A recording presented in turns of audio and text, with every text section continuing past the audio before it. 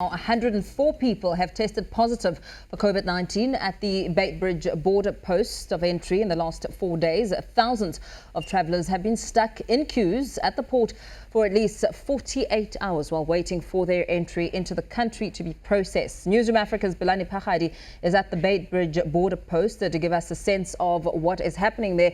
Pelane, a very good morning to you. One can imagine the tensions at that border post. Talk us through exactly what's happening as we speak.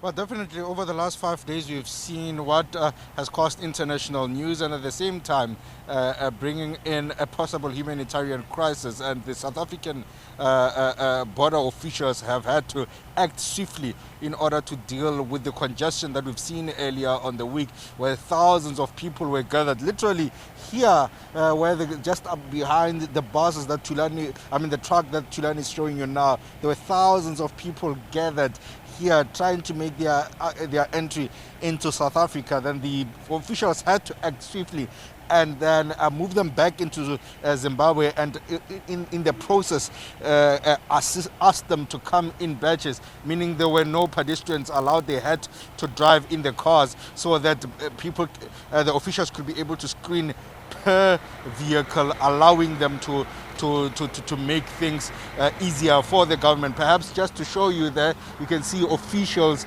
there who are in their PPE, their health officials. They are meant to assist in the screening and testing of COVID-19. There is unfortunately a patient there. They have a drip there, as you can see, to assist with hydration as they wait for an ambulance. We are told that the lady there is not feeling well, as you can see, and she is currently just under care of and supervision of those particular people. So the backlogs that you've seen earlier on the week, have just been reduced to just those people. As you can see, we are told, because of the lockdown instituted in Zimbabwe, the backlog now has been cleared of the people who wanted to gain access into South Africa, and those are the ones that are remaining. There is movement whatsoever into South Africa, but only for essential traveling, and we are told those are some of the permit holders for people who are essentially allowed to travel into South Africa. So they will be waiting to take their COVID-19 test, and if found to be negative, then they will be allowed into South Africa. So that's the current situation here at the border post. The congestion that was seen earlier on the week seemingly cleared, and officials had to work around the clock to ensure that they are able to deal with the high numbers and the influx that you've seen. But unfortunately, 104 cases have been reported in the area, despite even during that congestion, with a lot of concern being raised as to whether or not the positive people may have not willingly spread to the number of people that they've seen here. No social distancing was adhered to at the time, and definitely the wearing of masks, because of the scorching heat, was a little bit of a problem. So it could have been that there may have been some spreading incidences here, with the Department of Health in the province asking kindly to the people who have been at the border to self-isolate until they are at least they are able to test, and when their results are negative, then they can go ahead with their lives responsibly and adhering to COVID-19 regulations.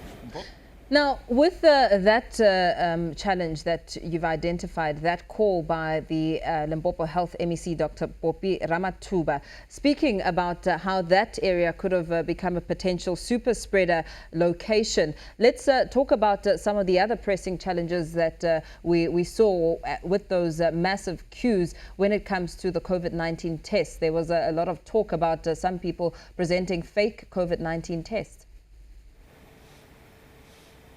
Yes, we were told that there were scores of people who presented fake COVID-19 results, and when officials took them and noticed that they were fraudulent, they then not only returned them back into Zimbabwe, but they also barred them from entering the country for at least 5 years. There are, however, others who were just turned back and told that they must go find valid results so that they can be able to present them to the officials here. If you did not, by the way, have a legitimate COVID-19 results and or haven't taken them specifically, I just asked Pelane to show you a van here. This is one of the labs that are used for rapid testing.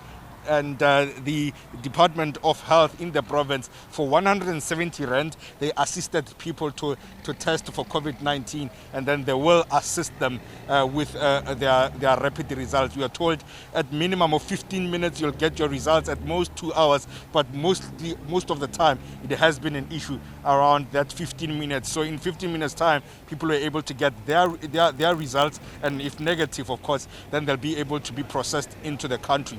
So currently what's happening here at the border, it is just heavy vehicles that is talking to the essential travelers only that seem to be traveling into South Africa. The backlog that we've seen with scores of buses and vehicles, private vehicles making their way in, seemingly, of course, having been drastically reduced, with only essential services workers allowed to come through into the border, and as well for essential traveling only. Very well, let's leave it there for now. Of course, we will continue to keep a close eye on what's happening at that border post. Our reporter Phakgadi giving us a sense of what's happening there.